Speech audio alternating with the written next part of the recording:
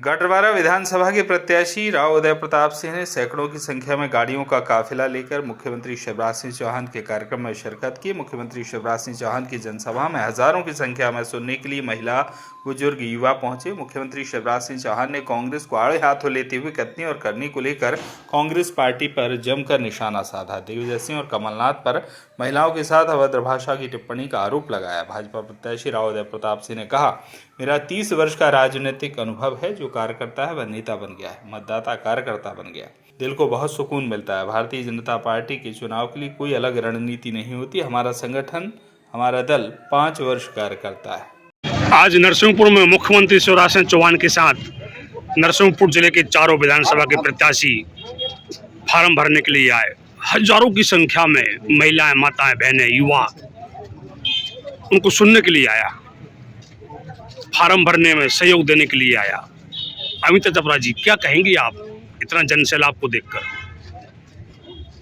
मैं तो यही कहूँगी कि नरसिंहपुर जिले की चारों विधानसभा के कार्यकर्ताओं में अति उत्साह है और वास्तव में एक कार्यकर्ता उत्साहपूर्ण वातावरण में जिस ढंग से यहाँ पर शामिल हुआ है, उससे लगता है कि हमारा कार्यकर्ता इस बार पूर्ण मेहनत करके और चारों की चारों सीटें इस नरसिंहपुर जिले में विधानसभा को जीतकर मध्य प्रदेश के यशस्वी मुख्यमंत्री श्री शिवराज सिंह चौहान की भूमि में लगे।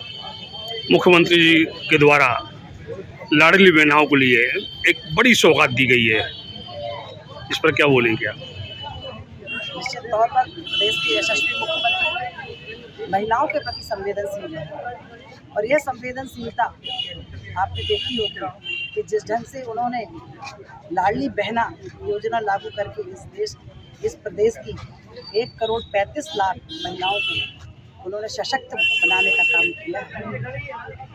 निसंदेह मध्य प्रदेश की लाडली बहना हमारे प्रदेश के यशस्वी मुख्यमंत्री के साथ है और निश्चित तौर पर इस बार एक इतिहास रचेगा। Thank you. ठीक है। आपकी जानकारी का स्रोत क्या है ये मुझे नहीं पता, बाकी मेरा 30 वर्ष का राजनीतिक अनुभव है।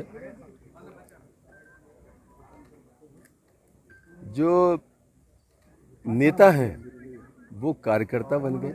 जो 15-20 साल से घरों से हमारे पार्टी के जिन्होंने स्थापना की भारतीय जनता पार्टी की, जो सड़क पे नहीं उतरे थे वो सड़क पर हैं और मतदाता कार्यकर्ता बन गया।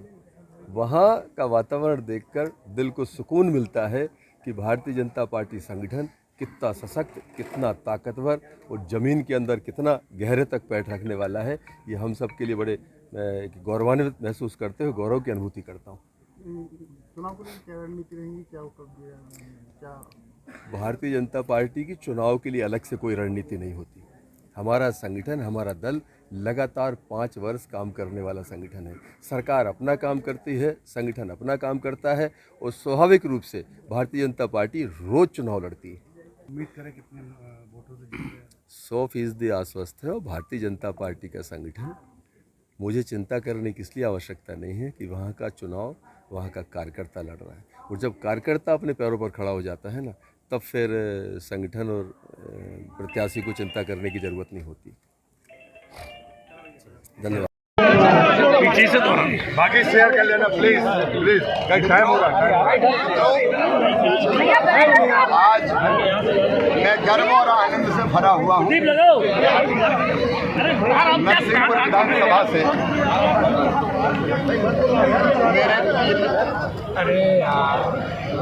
जिन्होंने मूल्यों की राजनीति सदैव की है और भारत की राजनीति में अपनी कर्तव्य निष्ठा से नया स्थान बनाया है। नरसिंहपुर से उम्मीदवार है, आज वो फॉर्म भर रहे हैं और जनता का जो प्यार और आशीर्वाद दिख रहा है, मुझे पूरा विश्वास है रिकॉर्ड वोटों से प्रहलाद भाई इस चुनाव जीतेंगे। प्रहलाद भाई तो जीतेंगे, लेकिन हम मेंदुखेड़ा, गाडरवाड़ा और गोटेगांव सीट भी जनता का मूड साफ दिखाई दे रहा है, भारी बहुमत से जीतेंगे।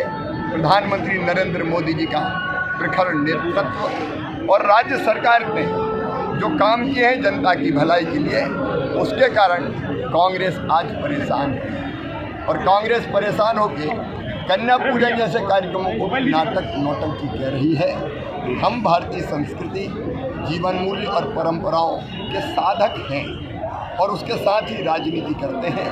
हमारा विश्वास है भारी बहुमत से भारतीय जनता पार्टी मध्य प्रदेश में फिर सरकार। सर, समाजवादी पार्टी के बाद जनता दल यूनाइटेड ने भी सर अपने प्रत्याशी घोषित कर दी। क्या हो रहा है इंडिया अब ये इंडी गठबंधन है, एक दिल के टुकड़े हजार हुए, कोई इधर गिरा कोई उधर गिरा। मैंने एक बार उदाहरण दिया था कि पेड़ पे नीचे बाढ़ आती है तो कई तरह के जीव जंतु चढ़ जाते हैं बचने के लिए। नरेंद्र मोदी जी के समर्थन की बाढ़ के कारण एक पेड़ पे ये चढ़े जरूर, लेकिन पेड़ पे जब चढ़ते हैं बाढ़ में तो ना तो बंदर आपकी खीसे निपोरता है, ना लड़ैया काटता है, ना सांप फुफकारता है, ना आदमी मारता है। सब अपनी जान बचाने इकट्ठे बैठे रहते हैं। ये तो बाढ़ में भी कोई काट रहा है, कोई फुफकार रहा है, कोई अखिलेश बखलेश कह रहा है। कांग्रेस ने ये हालत है। ये इंडी गठबंधन तो बनने के पहले ही बिखर गया। आज 4 सीट लग रही है। कटवारा से संजय गुप्ता की रिपोर्ट।